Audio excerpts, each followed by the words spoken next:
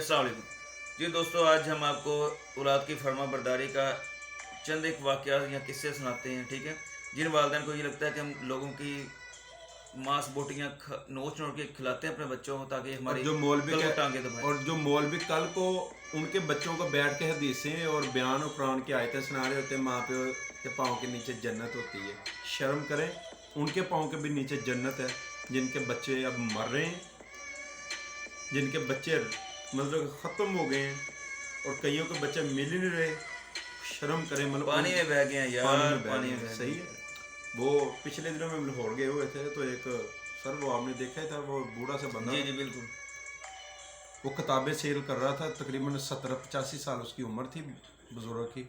तो हमने वैसे पूछा उससे तो कोई आप, तो वो कहने लगा कि जो ये डॉक्टर है। जो डॉक्टर है मेरा बेटा इधर सर्विसेज हॉस्पिटल में, तो कहता उसकी 4 लाख उसकी सैलरी है और उसने पिछले दिनों में 36-37 लाख की गाड़ी ली है और कोठी है।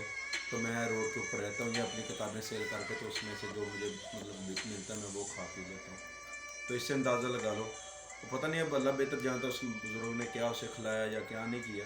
तो कल को मतलब शर्म नहीं आती? आप लोग क्या करोगे यार? तो इतने पैसे क्या करने हैं? और अल्लाह की कसम, जो बिल के पैसे पूरे हो जाए ना, रोटी रोटी बंदे को मिल जाए, ये बहुत है।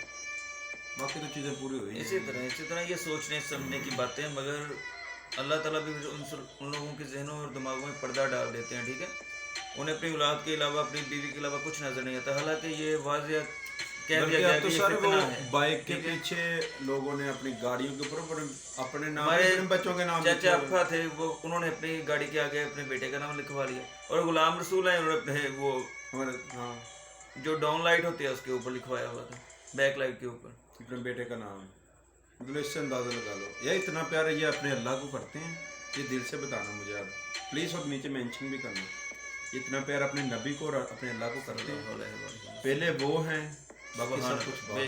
या कसम अल्लाह की मसीदी सही बात बता रहा हूँ आपको। नहीं होगा ऐसे तो फिर ये दुनियादारी वाले आपको जिंदा नहीं रहने देंगे। इसी तरह क्योंकि दिलों में रहम तो अल्लाह ही डालता है। बेशक बंदा कुछ नहीं कर सकता, जो मर्जी कर लो, बेशक जो दिल करता है कर लो।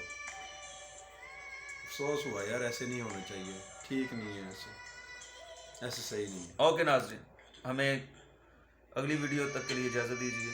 अपना ख्याल रखिएगा। अल्लाह हाफ़िज़।